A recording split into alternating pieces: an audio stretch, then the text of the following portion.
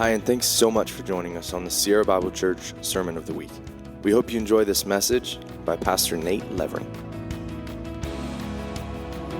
All right, good morning. Thank you, Emily and worship team, for leading us. Lots of cool opportunities. Love to connect you to some of those in an ongoing way. We have some that are obviously, as Em said, much more kind of specific and would require a passport and some pre-planning. Others, like what you see on your seats, in some ways equally valuable and great opportunities to do as a family, to maybe just go grab a few of those items, bring them back to the church office, or on a Sunday we will deliver them to our church partners down in Fresno as they continue to seek to serve in that area. Okay. I'm excited about this morning. I'm going to start with a little question that I have for you. How did I make it blue? No, not really. It was food coloring. It's kind of magical. I understand that. So the question is this. I want you to just answer it, as honestly as you possibly can. Half full or half empty? Okay, the fun part is always like, who's going to be honest here?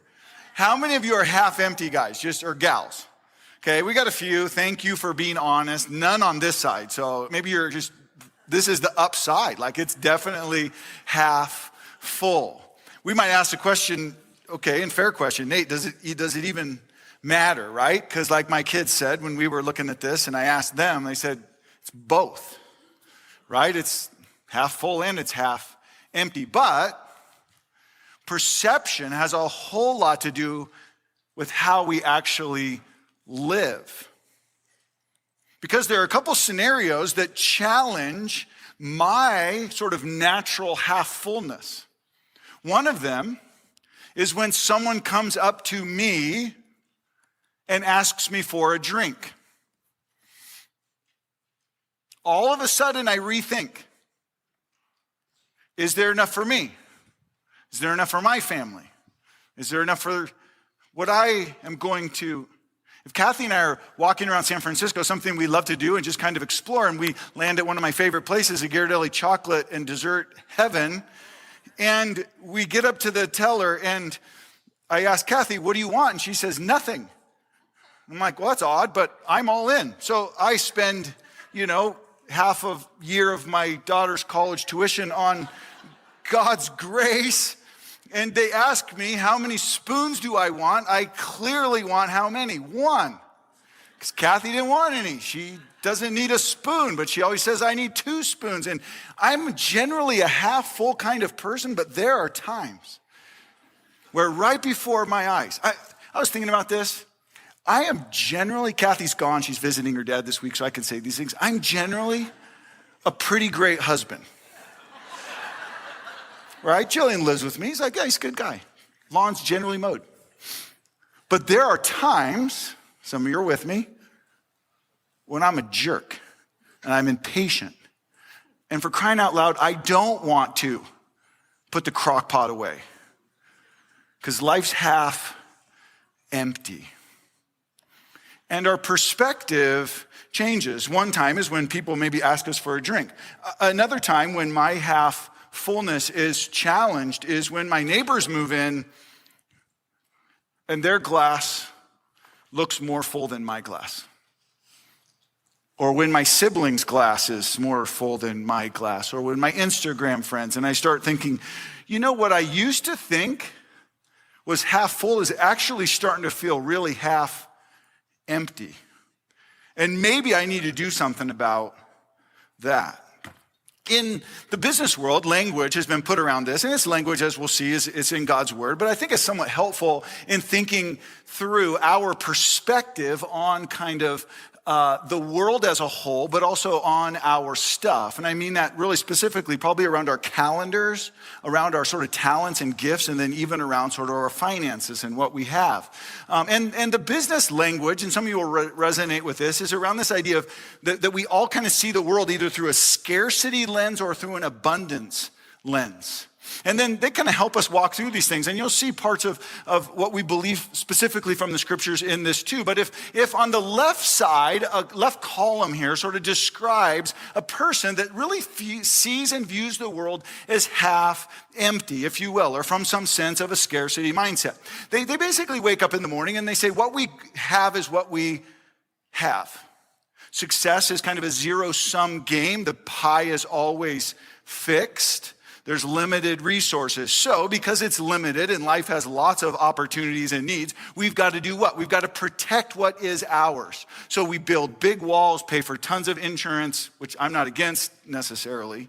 But we've got to protect it because there's a sense of fear that what would happen if it actually started leaking out? What would happen if a rainy day came and I got really thirsty and I have a need? So then what oftentimes happens through scarcity thinking is, well, we turn in on ourselves. It's really hard to see the needs of others, because we really have to get hyper-focused on our own needs. It's all about short-term survival, what we can see and sort of experience in the moment. And what we see then out of this, or are told, is that what this scarcity mindset does is it increases stress, creates a competitive mindset between us and others, and actually turns us into hoarders. In other ways, keeping things we don't need. But there's an abundance mindset, and this sort of, rather than sort of this fixed pie, limited resources, says, there's always sufficient opportunities. And you'll know a person that goes through a physical ailment or has something happen to them, and they're like, well, this changed my plans, but I wonder what God's gonna do. I wonder what he has for me in this. They just see possibilities. They see opportunity. They see sort of outward. And not are they protecting or building walls around they have, but they live generous lives. Abundance mindset people. They actually share what they steward. None of it is what they earned. It's all out of the grace or the goodness or the gift of God. It moves out into the lives of other people. It's about long-term success. How can we meet needs for generations to come is the way they think. And then what stirs in these kinds of people from the inside out is a sense of peace, a wild sense of creativity, and bold generosity. These are people that live with abundance. We might ask ourselves then, rather than half full and half empty, because none of us are black and white. We're all some shade of gray. And so, are you more envious? It can be about what you think you deserve or what you sense others have been given. Or are you more grateful? Just sort of undone at times with how good God has been, even in the half full spaces. Am I actually generous with my calendar, with my finances? Half empty people make lousy servants. They make lousy givers because you have to protect it. So we'll do it next year. We'll do it when but right now there's just not quite enough.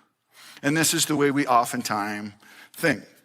So we're in a series called Unbound, how Jesus frees us from one way of being, seeing, and acting into another. And so this morning, what I want us to take a look at is this is a fill-in on there, and it's the reality that Jesus seeks to free each and every one of us from the scarcity mindset that we have to protect what's ours, and he's inviting us to see the world through the lens of abundance. This, when Jesus talks about these kinds of things and acts this way all throughout the Gospels, comes with a very strict and clear warning from the voice of Jesus. And the warning goes like this: if you have a lot, abundance living is very difficult. Stuff actually makes living abundantly harder, according to Jesus and those that walked with Jesus. Abundance that we're talking about and that we'll walk through here and that Jesus wants us to see the world with is not about nicer cars and bigger homes and better vacations. Spoiler alert, what we're going to see at the end is the abundant life in so many ways is the life of Christ in us. More of that is the invitation. And yet he does it with numbers in some really kind of interesting ways. And so it comes to us with a warning that Jesus is not talking about follow me and life is all up and to the right. Follow me and you'll have more of everything you think you want when you want it.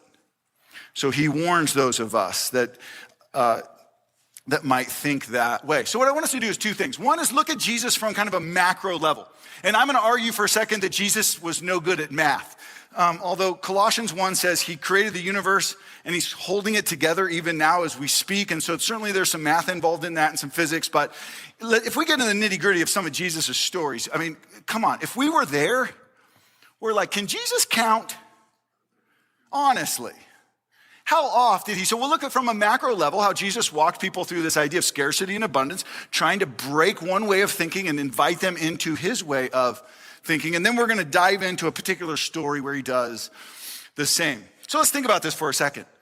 When Jesus, first miracle, some of you guys remember where this miracle was. You kind of walk these streets of Cana with Jesus at a wedding. They run out of wine. Jesus says, I'm not going to do a miracle. His mom said, yes, you are. And Jesus said, aye. He does the miracle. And the miracle is to turn the empty wine jars into what? Lots of wine. The party's fading. They run out of wine. There's some embarrassment on the line. Jesus says, fill these things up with water, these ceremonial things, right? And so they fill them all up. Jesus turns that water into really good wine. But here's the tricky part. When everyone was done drinking, the party's over, there is, we're told, some 100 bottles worth of wine left over. So, did Jesus just think people were more thirsty than they were? I mean, there's only a couple hundred people in Cana.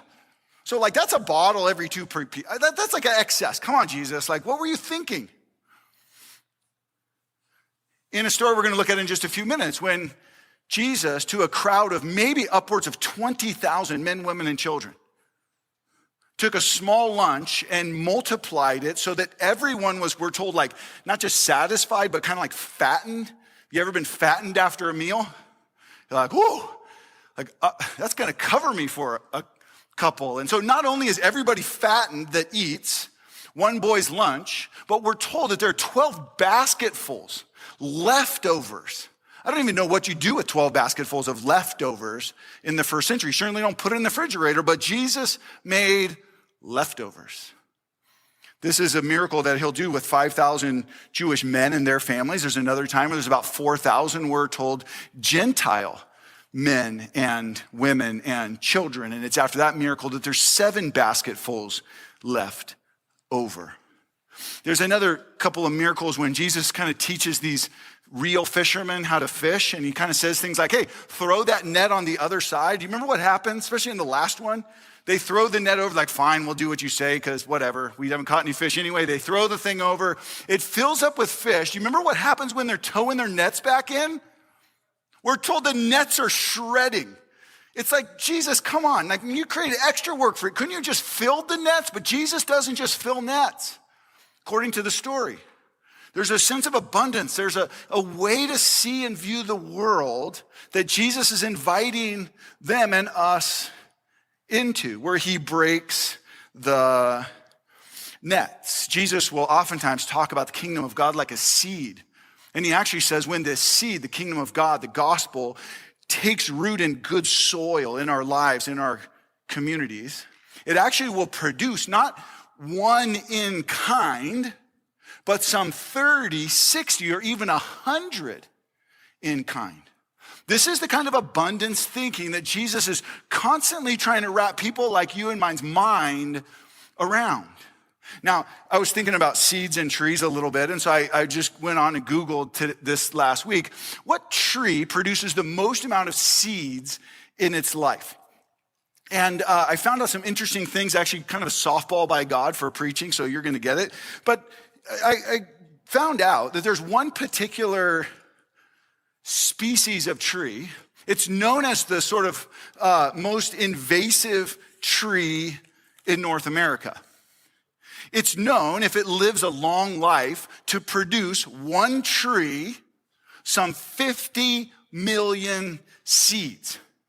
What's said about this particular tree, that if you plant it in your backyard, it will not be too long before your entire backyard is like full of this particular tree. If you plant it in your community, this tree will take over your community. Somebody told me after first service, they're trying to get this tree out of Colombia because it's like taken over. It's like the most invasive tree, and it has the most fascinating name. It's called the ailanthus, and I even got a picture of it. Softball. You know what we call this tree? Anybody? What? Oh, come on. Nobody? What? Tree. Thank you. Say it louder. This is called the tree of heaven. Remember when Jesus said the kingdom of God's going to be like a little bit of yeast that works its way into dough? It's going to be so evasive when the Spirit and the people begin to see what I want worked into every corner of every life and every community. It's going to be like a tree you just can't get rid of. You pull it out here, it pops up over here. This is God's vision of the kingdom of heaven. It's what abundance begins to look like when we take every part of our lives and we seek to see Jesus in it. And when we take every part of our lives and we pour it into our communities and our world, and we say, God, how can you use us? And so the tree of heaven then becomes a great picture of that. We're going to look, last week we were in Mark chapter 5. We're going to look in Mark chapter 6. If you have a Bible, we're going to kind of zone into a day in the life of the disciples to not just look sort of at this mega picture of God working out abundance in the story of the lives that were there, but really one particular story. And this is commonly known as the feeding of the 5,000. Some of us have seen this story before.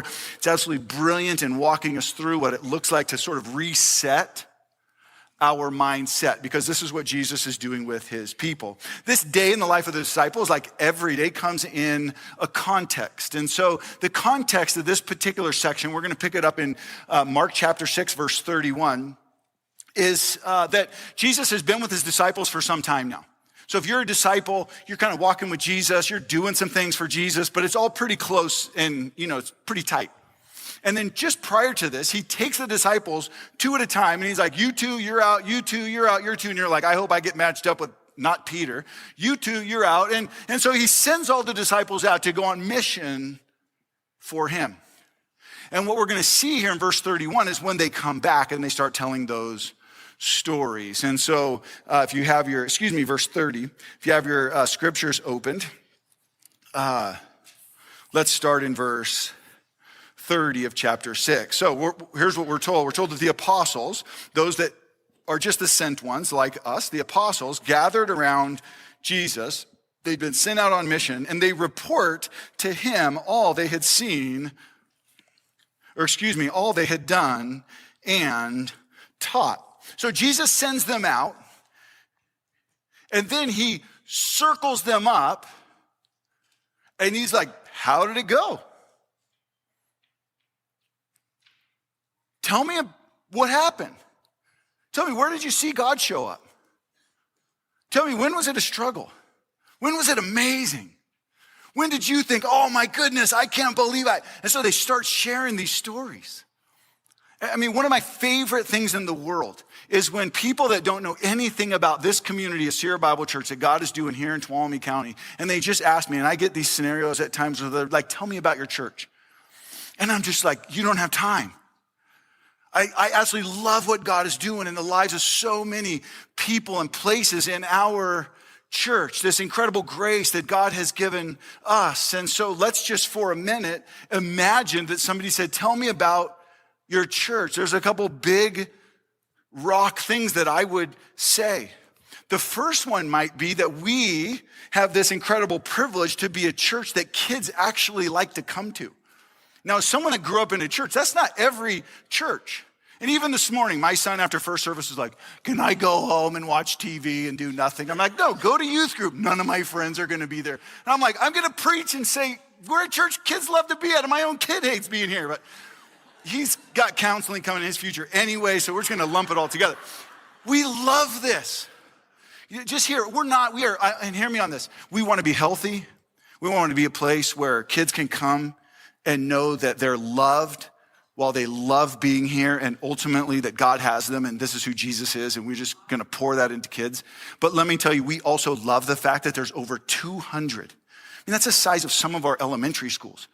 Kids that come on this campus each week to hear about Jesus, to meet with leaders like you guys. And we think that is incredible. This is even just our VBS staff. We're going to be signing up again. I mean, we'll have, again, twice that number probably of kids coming to VBS to hear about Jesus, to see that the church can be an amazingly fun place and a place that can grow them as people. This is an amazing picture. This is our youth group a couple years ago, Jason's group. Some of you maybe are in that picture even as volunteers. They do something called the flannel formal around Christmas. We've been building a building in faith in some ways. Jason connects with, and his team, over 230 junior hires in high schools every week. Now again, we don't care about numbers unless one of those numbers is someone we care about, for the most part. And one of them is my kid who currently hates youth group, but he'll get over it. But friends, this is a miracle in our world. And we need to pay attention to what God is doing because he wants to do more. This is how he works. We would continue then to tell the story. This year, this is our group at camp, Pastor Jason there and his wife on the right. And a couple years ago, camp has been a huge struggle for our team. You know why? Because over 120 kids were placed on the waiting list when we first told everyone that for only $1,000+ your kid could come to a week of camp. That's how many kids are longing to be in a place like this. I mean, this is a miracle. Now, the team's worked incredibly hard because we didn't just say, hey, sorry, you don't get to come. They're adding camps. We're getting more buses. We're going to figure this out for kids. If you were to ask Pastor Ralph, how are things going? What do you want to celebrate? He would begin to tell you life after life after life of people who, many of which up here, some at Pinecrest, some in homes, in swimming pools, have been baptized as a part of them just saying, hey, I'm all in with what Jesus wants to do with and in and through my life. Story after story after story. We talked a little bit more celebrating some of the missions things. One of the things we love around here is to just introduce you to our missionaries. We say that, the sun doesn't set on Sierra Bible Church missions. We have about 8 churches, many of which we've helped plant from the start up that we get to minister to and grow. The over $150,000 will flow through Sierra Bible Church because of the generosity of people like you into world mission, that more people will hear about who God is. And over and over and over we could go. Even this summer, and again, back to this, we just want to encourage you, if you have considered it before, maybe this summer is an opportunity for you or someone you love to go on a missions trip. We're hoping we can send over 100 SBC folks in some ways around the globe and on mission. So the apostles pull back together. They've been sent out. There's the good and the bad and the ugly, as there always is on these kinds of trips, just seeing what God is going to do. Verse 31, the story continues. So here they are, they're sharing, but there's a bit of chaos like there is in all of our stories. Then in verse 31, because so many people are coming and going, they didn't even have a chance to eat. So we already get this picture that even the disciples themselves are hungry. So Jesus says to them, and maybe this is the only verse you need, and you can hop up and go find a quiet place to be with Jesus. Jesus then ushers for them this invitation. Come with me. Imagine hearing this from Jesus. Come with me by yourselves to a quiet place and get some rest. Come, be with me by yourselves to a quiet place and get some rest. So they went away by themselves in a boat to a solitary place. But many who saw them leaving recognized them, and they ran on foot. You can picture it right there, running around the side of the lake. They came from all the towns, and they get there ahead of them. And so when Jesus, taking his disciples on retreat for some rest, landed, they see this large crowd, and then Jesus has compassion on them because they were like sheep without a shepherd. So he began teaching them many things. What we're told, they get there, they're exhausted, they've got totally different plans than sort of helping these sheep out, and whatever that might mean. And Jesus has compassion on them. That comes from this Greek word. It's a really fun word. The word is spalagnon, and it literally means your bowels. So Jesus had his bowels coming out of him is what the language actually means. And what that means is that from the seat of his emotions, he saw these people. He saw them in their need. He sees me in my need, in those times where I'm barely hanging on to half empty. And I feel like he's taking. Jesus sees them with compassion. He sees the hurt. He sees the longing. And then we might ask the question, why for these specific ones? Does Jesus have compassion for them? And what does the text say? It says that Jesus saw them like sheep without a shepherd. And if you're new to this, I hope that sounds weird, because that's just a weird analogy for many of us that live in Sonora and we don't do sheep and shepherds. But in the Old Testament, this particular line of thinking and even language is woven throughout the story. And in the particular story of the Old Testament, when God would look at a group of people and say they're like sheep that don't have a shepherd, he's referring to the nation of Israel when their king had left the building or gone crazy.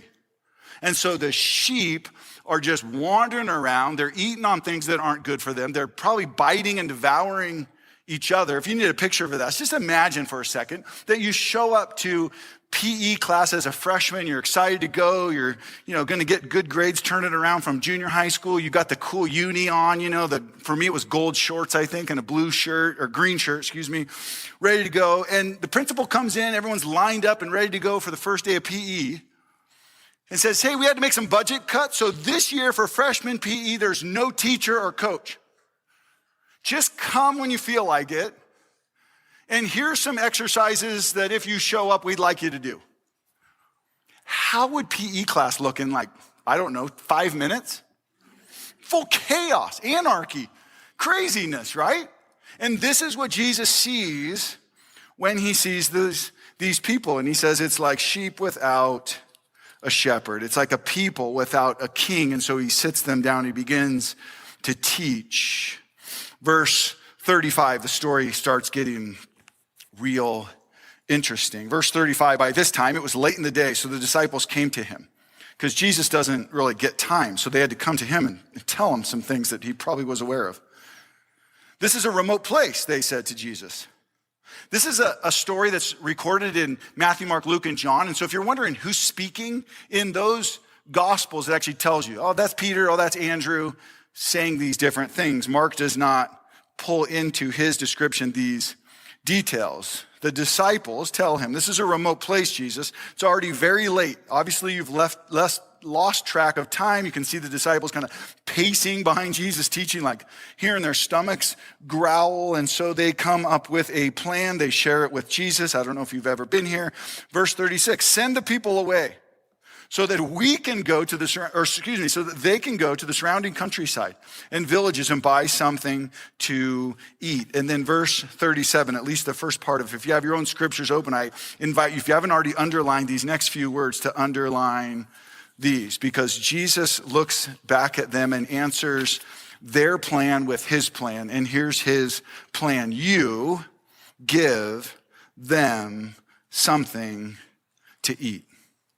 And what we see in Jesus' invitation to be a part of the miracle is that an abundance mindset actually frees us up to feel the needs of others.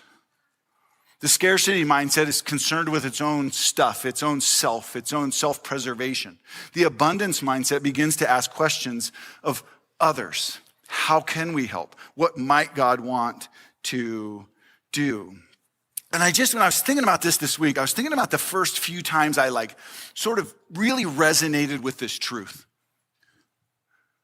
That God would allow me, distracted, bored sometimes, all kinds of crazy at other times, to be a part of his miracle. And I can still remember, wanting to just edge up on the edge of my seat.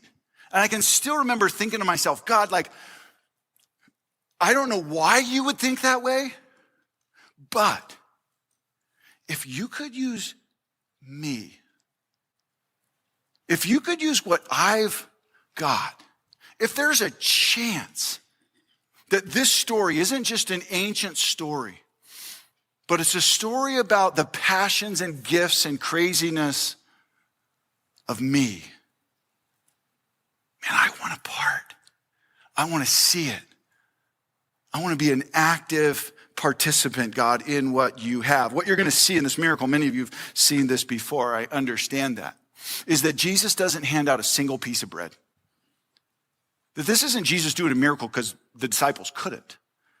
This is Jesus doing a miracle through Jesus' miracle. His desire to meet the needs in our world happens through his disciples. It's him in us that does these things, that invites us into the miracle. The disciples here become God's extension of his grace and his compassion for those around. And if we get to be in on that, I hope we jump. Verse 37, they said to him, this is their response, and it's, I think, oftentimes our response, Jesus. And if you have your text out, you'll see an exclamation point after this phrase, so there's a bit of angst with it. What you are asking us would take more than half a year's wages. Are you seriously asking us to go and spend that much on bread and give it to them? What are they saying? They're saying what many of us think when somebody asks us for a drink. They're saying, why would we waste what we've earned on those poor, pathetic, unprepared, they look like sheep, Jesus? Like, couldn't they figure it out? Why would you ask us to give what we've earned to those people? Those people? I don't even like Ecuador. Well, maybe you do like Ecuador. I'm not saying you don't, but they're saying, I think, what oftentimes I feel. And then there's a little better evidence to decide if I'm half full or half empty. And yet, what they get in on is so beautiful. Oftentimes, I think that we kind of get out of order how Jesus wants to be involved in the story. And I just want to rip through this really quickly because I think oftentimes when a need comes up, it could be in our own world, could be in our community, we will typically think this way. We'll ask ourselves, what is the need? Sometimes it just hits us. It's like, boom, okay, there's the need. And then we start to ask it, what could be done? Like, how could I help? How could I be a part of the solution? And then we say, what do we have? All right, what do we got? How do we meet this need that's now right in front of us? And once we come up with a solution, we're like, we better get Jesus involved here somewhere. You ever feel that way? This is not how Jesus invites us into the story. Next slide. Jesus, teach us to see with compassion your people, your world. Jesus, what could be done? What would a solution look like to these challenges? Kid challenges, marital challenges, behavioral health challenges, the gospel in unreached places challenges, on and on and on. Jesus, what could be done? Jesus, what do we have? What do we got? And then the last is this question, Jesus, what's my part? You've shown me the need, you've invited me in. Jesus, what is my part? This has stirred us as a church in a number of new ways that we are moving into because we believe God is on the move. Verse 38, let's continue the story. We'll see Jesus' solution to their impossible problem. So Jesus asked them then, verse 38, how many loaves do you have? So if you've never read this story before, Jesus sends them into the crowd and say, hey, there's thousands of people out there. Surely somebody brought a lunch. Can you go find out how many loaves do we have? Go and see. In the other text, we find out that there happens to be a boy there that ran out there with a lunch. Now, when they found out, they report back to Jesus, we've got how many loaves? 5. And we've got some bonus items known as 2 what? 2 fish. I don't think the fish are there by accident. These men are fishermen. Jesus is inviting them to be a part of the miracle. And the report back is that we have 2 fish and 5 loaves. Then Jesus, we're told in verse 39, directed them all to have a seat. They put them into groups on, we're told, green grass.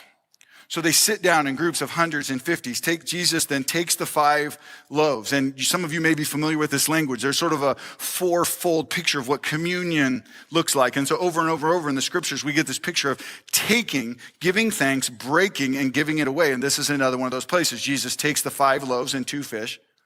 He looks up to heaven and gives thanks for what they have. He breaks open the loaves. And then what does he do? It's fascinating to me. Then he gives to the disciples to distribute to the people. He also divided the 2 fish among them all. What we see here is that an abundance mindset frees us to receive the blessing of Jesus. And the more we understand, the more we see that the blessing in so many ways is Jesus. But imagine for a minute, you grow up as a fisherman. The goal of fishing is what? Bigger fish, more fish. The goal is to come home with a fish story that's better than your neighbor's fish story. And on this day, these men took 2 fish and watched the God of the universe multiply these 2 fish and just begin to take them out. Like, okay, we finally got this whole fisherman thing wired. Like the net thing, we caught a couple, but wow. 1,000 after 1,000 after 1,000 after 1,000 after 1,000 after 1,000 after 1,000 after 1,000. Until what? We're told that everybody was stuffed. Man, finally they got fish coming out of their ear. Like, we're done with the fish. Those guys know how to fish. And Jesus is inviting them to see the world different, to receive this incredible blessing, which had to be just the best of days for these fishermen. Verse 42, they all ate and were satisfied. They're stuffed. The disciples picked up 12 basketfuls of broken pieces of bread and fish. The number of men who had eaten was about 5,000, probably upwards of 20 if we count everyone. Last fill in, if you're filling these in, is this. Jesus frees us to live with abundance when we walk in Jesus' life or Jesus' abundant life. He frees us to see the world this way when we start walking in his life. As I said, this is recorded in all of the Gospels, and in John specifically, there's a sense with which he walks these disciples through this incredible day of being a part of God's abundance, of sharing in this sort of just fun of the miracle and meeting these needs. And then he kind of stops everyone. And in John chapter 6, we read these words of Jesus. It says that Jesus declared, Jesus looks at his disciples and he says, don't miss this thing. Because this very physical day of feeding and running around and being hungry is meant to ultimately point you in a different direction of the spiritual needs that all of us have. And he says this, I am the bread of life. I am the bread of life. I am the abundant life. When you satisfy and shape your soul on me, you won't be hungry anymore. You will not even thirst anymore, Jesus says. And so we did all of this. And yes, it's a picture of my kingdom at work in the world and me using my people. But I want to point all of this back to you and me. Because there are a couple of different kinds of people. There are some people that burn themselves out.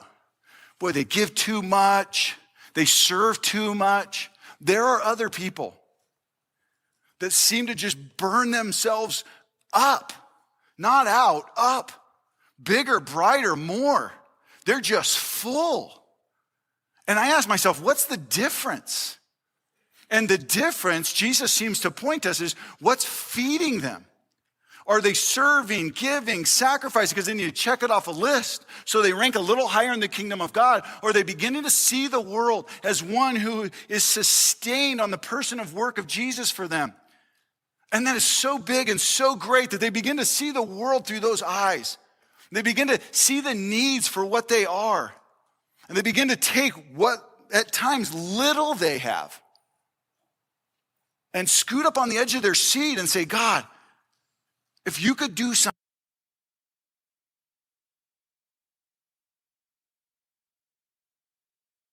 If I am not disqualified, if I might get to hand out fish and see you at, God, draw me in. And he says, remember this at the end of the day, I am the bread of life. And maybe back to the very beginning, when Jesus just says, hey, will you come away with me? Allow me to give you rest, to feed your soul. Let's close with these two passages this morning that remind us that Jesus is the ultimate act of abundance. Jesus is the one man who came for all men. Jesus is the one sacrifice that came out of love for every man, woman, and child. This is the abundance of God in action. And if you're okay with it, I'd invite you just to close your eyes for a second and to hear these next verses and truth over our lives. Paul would say these things. He says, he, that is God, who did not spare his own son, but gave him up for us all. How will he not also with him graciously give us all things? In Corinthians, Paul writes, God is able to bless you abundantly, so that in all things, at all times, having all that you need, you will abound in every good work. God, thank you. Thank you that this isn't just an ancient story, it's our story. Thank you that you invite us to walk with you, God, in the marvel of your kingdom math and what you desire to do in and through us. And God, we understand that our simple acts oftentimes of service will never see how you desire to multiply it. And so help us walk in faith. God, help us be the kind of people that don't burn out, working off a checklist, that we burn up, that the world would see that you are good and that you are gracious and that you are the giver of all that we need, that we might be ready for the works that you have before us. God, thank you that we're recipients of that. Thank you that we're recipients of your son's good work on the cross, that we might walk in the abundant life that you've made a way for. God, we love you. Pray all these things in Jesus' amazing name. Amen and amen. Thanks so much for joining us, church. We hope that you enjoyed this message. To find more messages like this, or to see where you can get connected or to give financially, please visit sierrabible.com.